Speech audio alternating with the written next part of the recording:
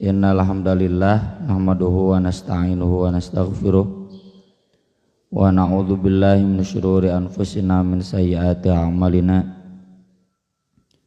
Asyhadu an la ilaha illallah wahdahu la syarikalah wa asyhadu anna Muhammadan abduhu wa rasuluhu alladzi la nabiyya wa la rasula ba'dah. Allahumma shalli wa sallim wa barik ala Muhammad wa ala alihi wa sahbihi wa man tabi'ahum bi ihsan, amma ba'd. Bagian akhir dari bab sholat sunat yang dibahas di dalam Bulughul Maram ini tentang sholat duha. Duha itu artinya waktu di antara terbit matahari sampai duhur. Jadi kalau terbit matahari hari ini jam 6, berarti dari jam 6 pagi sampai duhur itu termasuk waktu duha. Bapak-bapak, ibu-ibu boleh sholat duha jam 6:30. Kalau jam 6 ting bilih sedang matahari terbit, ya, kan itu waktu yang makruh, waktu yang terlarang dipakai sholat. Dilebihkan sedikit 10 menit. Jam 7 boleh sholat duha, jam 8 boleh, jam 9 boleh, jam 10 boleh, jam 11 boleh, qobla duhur pun boleh. Nanti tentang waktu keutamaannya ada 2. Yang pertama disebutkan di hadis di sini, ketika anak-anak unta kepanasan. Anak-anak unta kepanasan tarmidu itu karena batu-batu kerikil atau gurun pasir. Panas kan, banyak batu-batu kerikil, dan anak unta belum kuat sepatu kakinya, ya. Mereka itu tidak akan kuat dan akan dimasukkan kembali ke kandangnya. Jam berapa itu? Ya, kata guru saya Ustadz Romli, 10:30. Kenapa 10:30? Karena cenah dulu zaman macul di sawah, tonggong panas teh 10:30. Karasa tonggong panas teh cenah. Kata guru saya Ahasan jam 11 ke atas. Syekh Utsaimin sendiri menyatakan semakin mendekati duhur itu semakin baik karena semakin panas. Dan itu yang banyak hadisnya juga diamalkan oleh Nabi dan para sahabat. Di berbagai hadis itu Nabi SAW sholat duha itu idza irtafa'an nahar, apabila siang sudah meninggi, jadi menjelang duhur. Yang kedua, dan ini yang tidak ada di Bulughul Maram, yang menyebutkan keutamaan sholat duha itu di awal, yang sering disebut dengan sholat isyraq atau sholat syuruk, ketika terbit matahari. Tapi hadis-hadis tentang sholat isyraq itu menyatu paketkan dengan sholat subuh. Siapa yang sholat subuh lalu kemudian duduk di tempatnya hingga terbit matahari, sesudah terbit matahari kemudian dia sholat 2 rakaat, maka seolah-olah dia sudah haji dan umroh, ya, pahalanya senilai haji dan umroh. Jadi nilai keutamaannya itu karena satu paket dengan sholat subuhnya, dengan wirid ba'da subuhnya. Meskipun hadis ini tidak terlalu kuat karena ada beberapa ulama yang mendoifkan. Namun semua ulama hadis yang saya ketahui, yang saya teliti, semuanya juga sepakat bahwa hadis-hadis yang dhaif ini bisa saling menguatkan. Akan tetapi hadis-hadis tentang wirid Nabi ba'da subuh itu yang sahihnya yang Bukhari Muslim memang disebutkan Nabi SAW itu setelah subuh beliau wirid sampai terbit matahari. Sesudah terbit matahari baru beliau beranjak. Dan para sahabat di ibadah subuh itu ada yang ngobrol, ada yang tertawa. Nabi SAW kadang melirik lalu tersenyum, ya. Ente nyarekan, ganeng syah begitu. Mun urang ban nyarekan. Dan itu riwayat Bukhari, riwayat Muslim.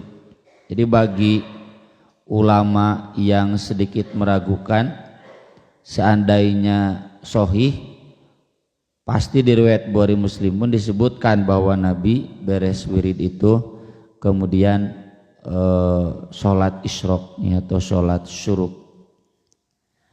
Namun demikian, ya tadi para ulama hadis sepakat untuk menilai bahwa hadis-hadis ini saling menguatkan. Cuma dari segi status keutamaannya, saya pribadi ya mohon maaf ya, jadi lebih cenderung merujuk ke hadis-hadis yang lebih sahih bahwa sholat duha itu lebih utamanya adalah ketika panas ya, jam 10 jam 11 ke atas. Meski tadi secara umum dari mulai pagi sampai qobla duhur itu bisa terkategorikan sholat duha. Yang berikutnya Imam Al-Ghazali saja yang mengatakan bahwa sholat isyraq, sholat syuruk itu beda dengan sholat duha. Tapi dibantah sendiri oleh murid-muridnya, termasuk Ibnu Hajar Al-Asqalani dalam kitab Talkhisul Habir ya, penulis Kitabul Gumarom ini, kata beliau sudah jelas bahwa sholat duha itu sholat isyraq itu adalah sholat duha yang diawalkan. Syekh bin Baz, Syekh Utsaimin yang saya baca juga kitab-kitab mereka sama menjelaskan demikian, bahwa sholat isyraq itu sholat duha di awal waktu. Kalau kemudian jadi pertanyaan, boleh tidak pagi-paginya sholat isyraq, sholat syuruk, lalu nanti siangnya sholat duha? Jawaban pokoknya yang namanya sholat itu bebas, teu pake niat oge sah, kecuali sholat yang memang harus jelas niatnya, kayak sholat subuh, sholat qobla subuh kudu puguh niatna. Tapi sholat sunat mutlak, istilahnya mutlak itu tidak spesifik. Mutlak itu artinya terlepas dari kategori apapun, itu bebas bapak-bapak kapanpun sholat, siang malam, bingung sholat naonna, sholat hayang we mah ya, sholat mutlak itu maka itu sangat dibolehkan. Atau sholat syukur wudu bisa masuk ya, sholat syukur wudu kan kita ke toilet kemudian wudu, sudah wudu kemudian sholat. Atau sholat duha itu sendiri kan tidak ada batasan, nanti hadisnya kita baca, tidak ada batasan, mau 2 rakaat, 4 rakaat, 8 rakaat, 10 rakaat, 12 rakaat dan seterusnya silakan. Jadi kalau pagi-paginya sholat syuruk di masjid misalkan, lalu nanti sebelum berangkat kerja sholat lagi, lalu nanti ketika istirahat, kalau saya kan guru ya, guru mah soal jam istirahat jam 9:30 jam 10 teh, daripada ngobrol nutup para ruguh nya, ustad-ustad mengalah ngobrol mau jauh bab poligami diobrolkeun bari jeung teu diamalkeun, kaburo maktan indallah ang taqulu ma la taf'alun. Jadi daripada doraka geus mending salat. Salat ya sambil menunggu Kita kan juga merutinkan murojaah ya dalam sholat. Jadi diperbanyak sholat lagi. Nanti qobla duhur juga sekarang kan ada jarak yang lama ya, keadaan duhur sholat lagi. Itu silakan, karena sholat dua itu tidak ada batasannya. Kita baca hadis-hadisnya di kitab saya nomor 415. Tadi katanya di kitab HP nomor 312, ya beda 100. Wa an Aisyah radhiyallahu anha qalat kana Rasulullah sallallahu alaihi wasallam yushollid duha arba'an. Kalau dilihat daftar isinya saja ya bab salat sunat bagian akhir. Rasulullah sallallahu alaihi wasallam salat duha 4 rakaat wa yazidu masya Allah, dan beliau menambahkannya sekehendak Allah. Sekehendak Allah itu artinya semau beliau, seditakdirkannya Allah. Sama dengan sholat intidor, tsumma shallama kutibalahu, nanti kita ada bahas sholat Jumat.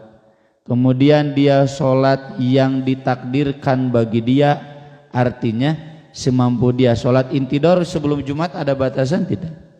Tidak, bebas silakan. Selama imam belum naik mimbar maka sholat intidor. Dan patokannya kembali ke dalil umum, sholatul laili wan nahar mathna 2 rakaat. Disagebleikeun ge langsung mangga ya, ngaripuh nya beser teh nya capek teh ya, ngareng hapulah gitu. Jadi bagusnya 2-2. Ini 4 rakaat itu 4 rakaat langsung sekali salam atau 2-2.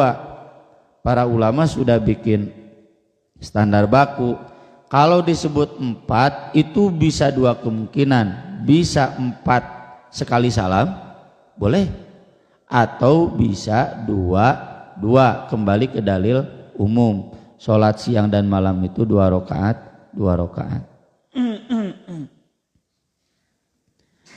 Imam As-Sun'ani menjelaskan di dalam Subulus Salam, apa maksud hadis Aisyah ini?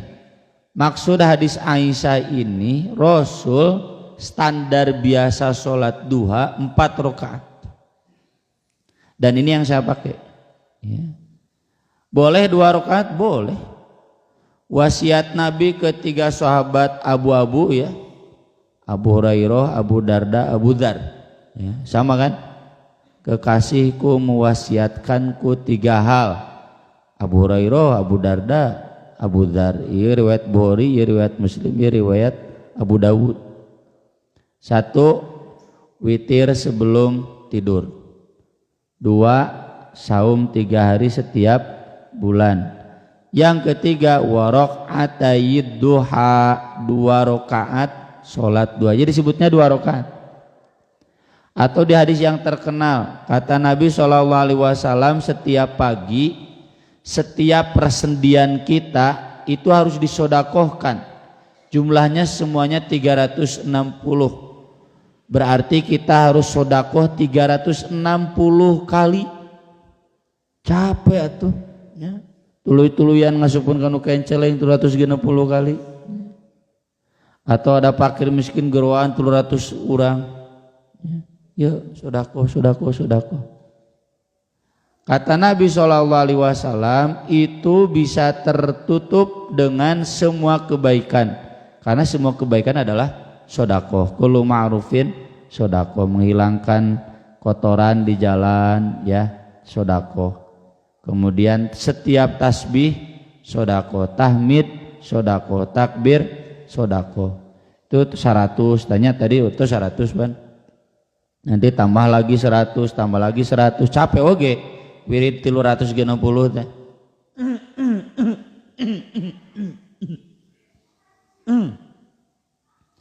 Dan kata beliau, wa yujzi'u an dzalika raq'atad duha.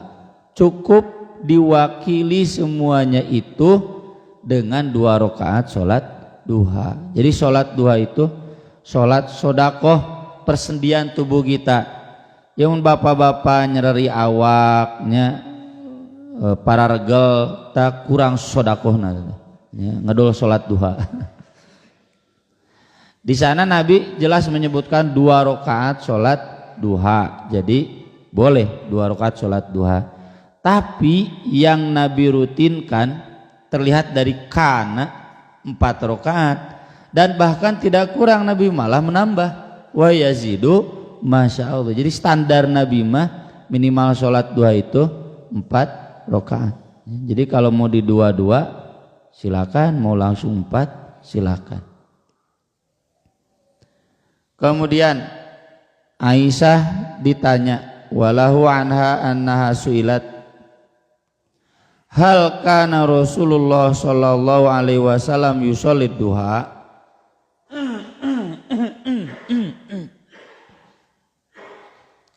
Apakah Rasulullah sallallahu alaihi wasallam salat duha? Qalat, kata Aisyah, la, tidak, illa an yaji'a min maghribihi, kecuali kalau beliau pulang dari tempat goibnya, ya, tempat saparnya. Karena di zaman Nabi yang namanya sapar itu umumnya perjalanan malam. Wah, tiburang memual kuat atunya, panas, garing, haus, ya.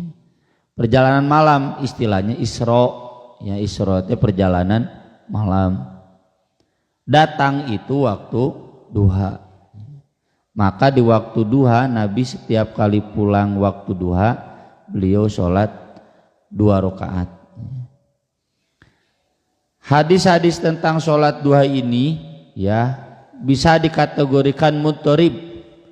Mutorib itu rancu pakai truk berselisih tapi bisa diurai. Jadi mutoribnya nggak jadi mutorib, bisa diurai jadi benang merah, ya, benang kusutnya bisa diurai jadi benang merah.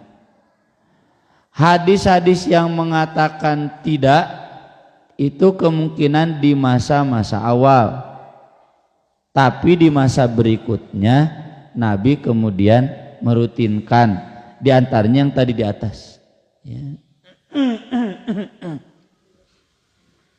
Bahkan terkenal madhab Ibnu Umar, madhab Umar bin Khattab, beliau berdua kalau ditanya bagaimana sholat duha itu bid'ah, nggak ada sholat duha. Sholat itu 5 waktu, masa jadi genap waktu tambahan ke duha, nggak ada, bid'ah. Dan kita tidak menemukan data bahwa 2 sahabat ini meralat.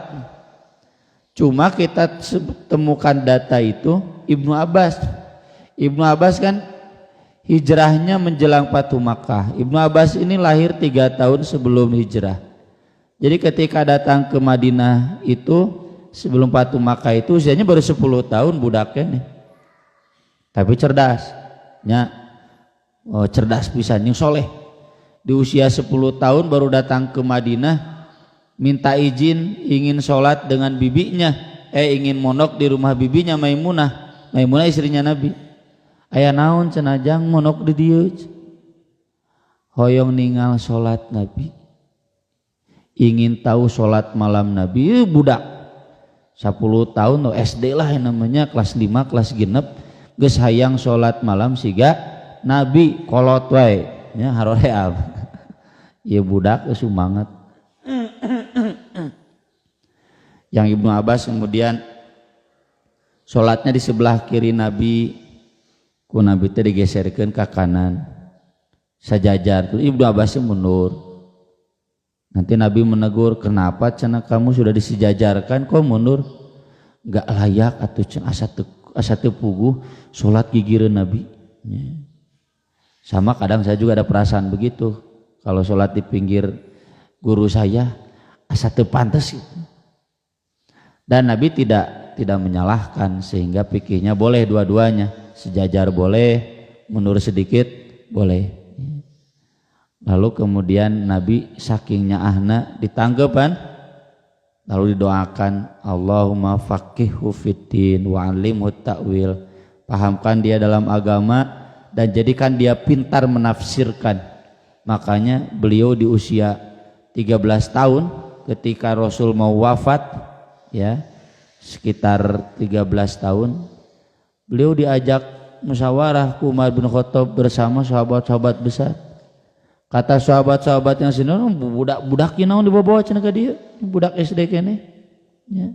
Dek lulus men. Cenah kata Umar imah budak teh istimewa gitu. Dan ternyata dari sekian penafsiran yang ditanya cuma Ibnu Abbas yang benar dengan Umar. Nah, Ibnu Abbas beliau mengatakan, kan ada di Al-Qur'an wasabbih bil asyi wal isyraq.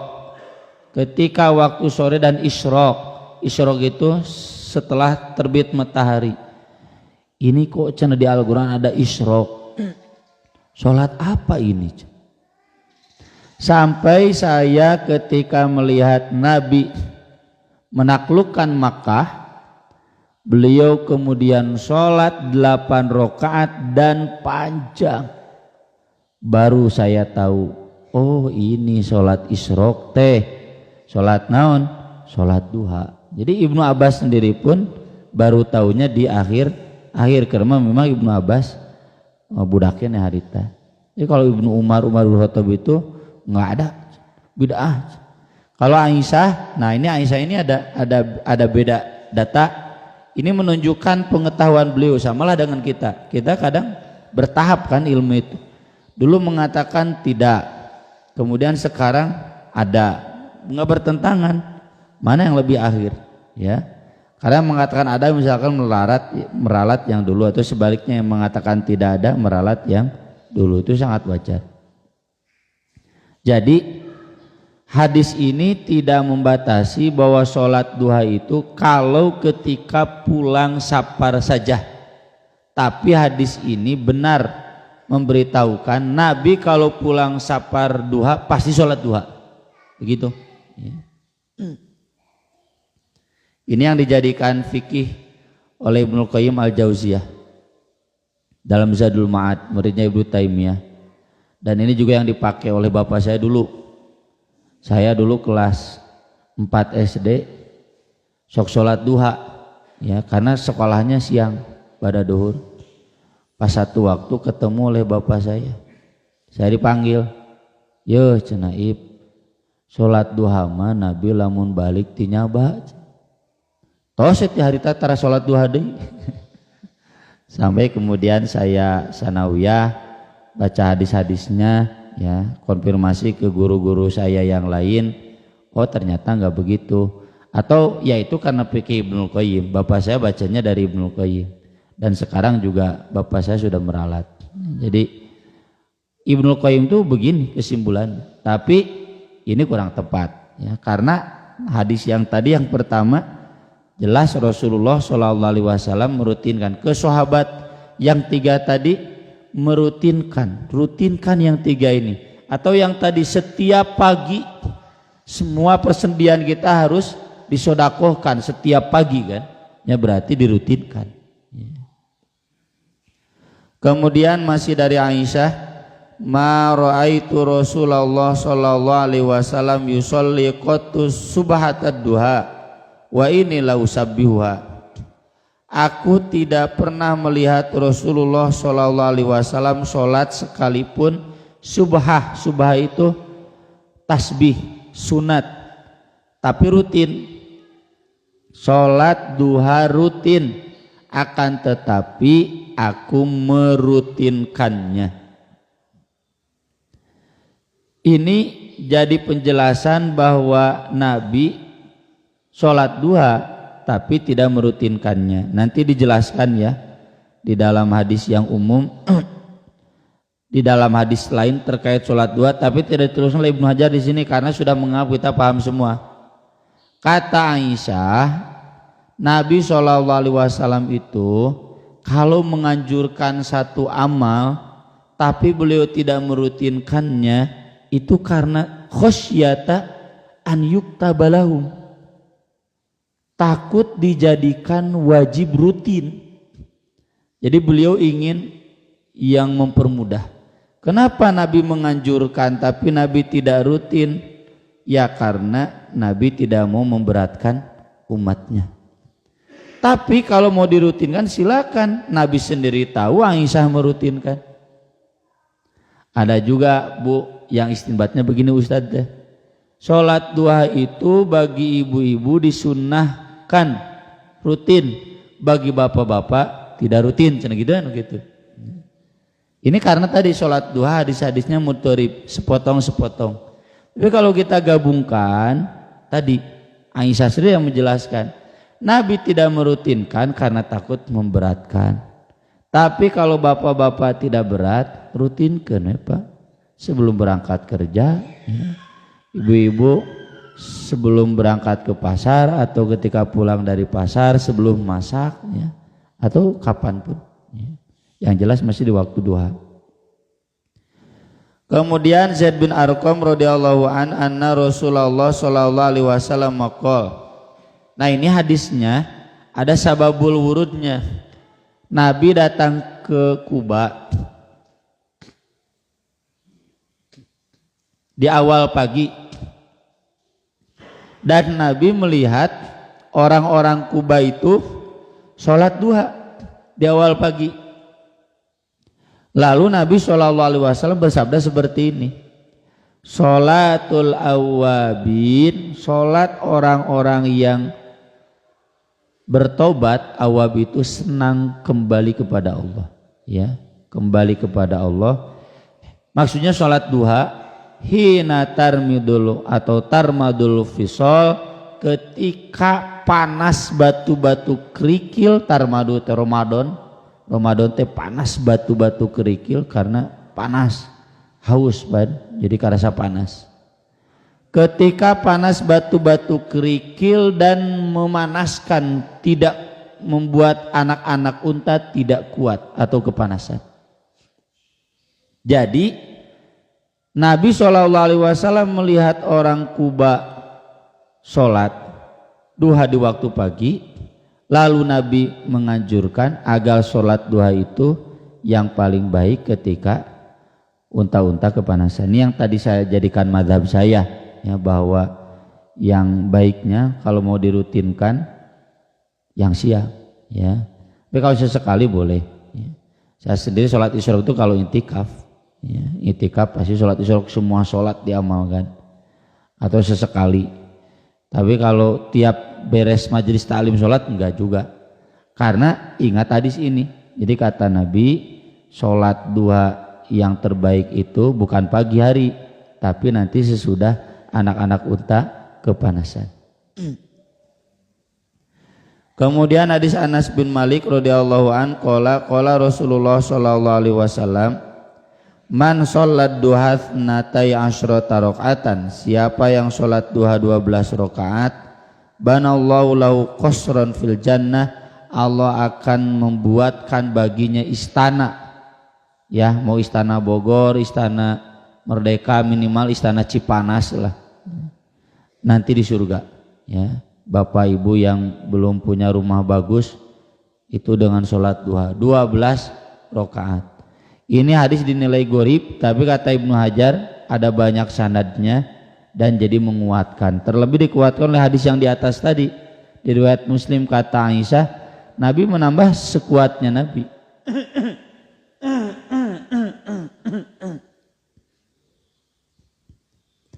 Ini kalau saya amalkan ketika intikaf. Yang kedua, ketika jadwal Jumat jauh. Karena kalau jadwal Jumat jauh, saya berangkatnya setengah 11, jam 10. Pokoknya jam 11 sudah di masjid. Kayak kemarin di Kota Mas, jam 11 sudah datang di masjid, ya, sholat. Kenapa? Karena saya biasa kalau hari Jumat sholat di rumah, nanti menjelang adzan baru ke masjid, ya. Jadi kalau DKM-nya nutu apal, wah gelisah, nelponan gitu, mana Ustad? Kalau DKM sudah hafal mah tenang we, ya. Nggak tahu saya sedang di luar kota, kalau sedang tidak tahu saya sedang sakit, kalau tahu saya sedang tidak sakit, tenang. Nah, cenah Ustad mah pokoknya mah cenah 2-3 menit memang adzan datang. Kamu nangukur, ya. Jadi saya sholat di rumah. nanti 5 menit menjelang adzan baru saya berangkat ke masjid. Apalagi masjidnya masjid yang depan rumah, wah itu mah kalem. Nah, kebiasaan itu kalau Jumatannya jauh kan agak gambling, maka saya berangkat di awal, kemudian waktunya dipakai sholat duha saja. Itu bisa sampai 12 rakaat. Atau ketika i'tikaf mah pasti. Tapi kalau biasa-biasa jarang, standarnya 4 rakaat. 12 rakaat ini apakah satu kali salam? Capek, Pak. Ya ngawartosan.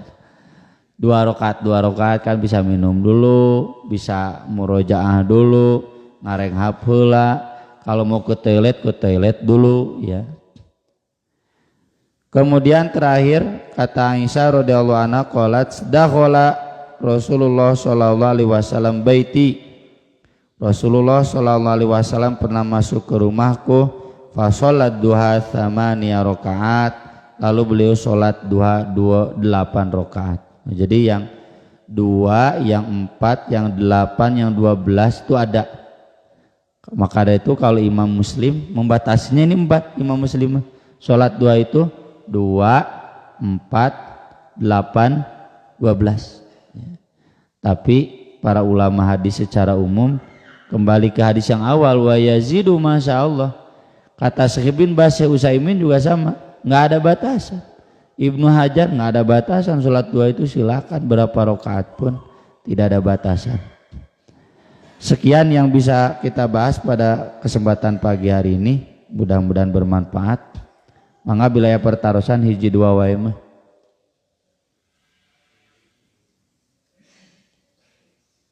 Tidak ada? Oh, mangga.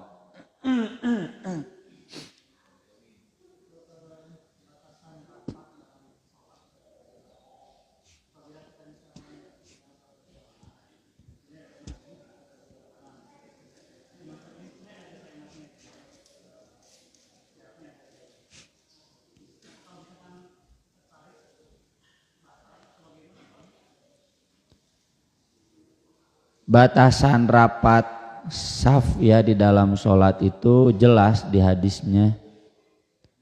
Kata Anas bin Malik, Rasulullah memerintahkan merapatkan saf. Terus yalziku ba'duna ba'dun ka'bahu wa mankibahu. Yalziku itu merapatkan, menyentuhkan, paantel telapak kaki kami, kabun itu. Ada yang menyebutkan kabun itu 2 mata kaki, mata tongherannya mun aya nu kieu tah salat nanti. Ya, posisi kakinya bukan begini tapi begini. Ngarahayeuna antel. Terus itu kabun itu bukan hanya 2 mata kaki, pokoknya telapak kaki. Dan ini bahu. Ya.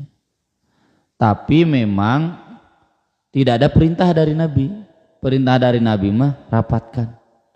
Lalu sahabat begitu. Ini artinya afdoliyahnya. Ya, kalau takrir itu afdoliyah. Nabi mengakui para sahabat mengamalkan demikian. Afdoliyahnya begitu. Nya kumaha bapak-bapak di raudoh pas sedek-sedeknya tah kitu meureun salat zaman Nabi teh. Paantel lamun teu rapet moal mahi gitu. Di dieu mah lega. Jadi araranggang karena tapi kalau penuh pasti dapat. Nah, ada yang memang seperti itu. Saya pribadi mengajarkan ke santri rapat antel. Cenah usah asa teu pararuguh, maneh mah salat baper aja. Salat tong make baper, salat mah make dalil gitu. Tapi dan memang begitu, bapak-bapak juga susahnya. Udah, saya tidak memaksakan pendapat ya, tapi saya berkewajiban menyampaikan. Jadi yang disebut rapat itu begitu termasuk yang 2 orang. Kan kadang nyampir orang dek ucing-ucingan. Ya. Bahkan cenah jamaah saya pernah dia sholat di samping orang salafi. Ya. Gitu tuh nyedak, geser, nyedak deh, geser, nyedak. Rokat kau batu cenah dijejak we cenah. Cite didinya meninya netelik teng teuingeun geus puguh aya dalilna. Udah cenah teu puguh atuh cenah urang jol diseret we cenah gitu. Saya bilang tadi sholatnya tong sok baper sholat mau kumaha dalil. Masalah cadat tengenan teh karena belum terbiasa. Kalau sudah terbiasa mah justru nyaman. Tidak nyaman mun urang sholat anggang teh ya tidak bersentuhan. Tapi tadilah jangan sampai memaksakan pendapat hese itu ya. Di masjid saya pun di hese bapak-bapak teh andal teh ngajauhan deh. Jadi ini bukan syarat sah sholat, tapi keutamaan sholat termasuk yang 2 rakaat. Yang 2 rakaat juga begitu. Cuma yang 2 rakaat itu tadi kan Ibnu Abbas memilih mundur sedikit, otomatis tidak rapat. Dan Nabi tidak menyuruh Ibnu Abbas mengulangi sholatnya, atau Nabi menyalahkan Ibnu Abbas, tidak. Kenapa kamu mundur? Kan tadi sudah sejajar. Tidak layak bagiku untuk sholat sejajar dengan Anda. Ku Nabi tidak disalahkan. Jadi artinya boleh ketika berdua 2 rakaat mundur sedikit. Begitu Pak. Cukup Pak. Jadi nyamanga. Cukupnya 2-nya.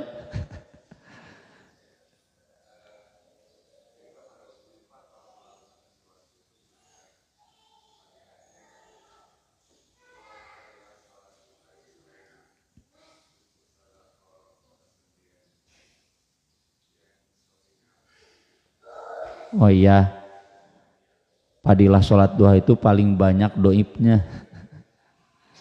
Ya. Justru kita harus sudah merubah paradigma. Paradigma sholat sunat itu kata Nabi SAW, wa ma taqarraba ilayya abdun mim ahabba ilayya mimmaftaradtu alaihi. Tidak ada takorub dari hambaku yang paling aku cintai selain amal-amal yang wajib. Wa ma taqarraba ilayya bin nawafili hatta uhibbahu. Tapi tidaklah seorang hamba takorub kepadaku dengan amal-amal sunat kecuali aku akan menjadi kekasihnya.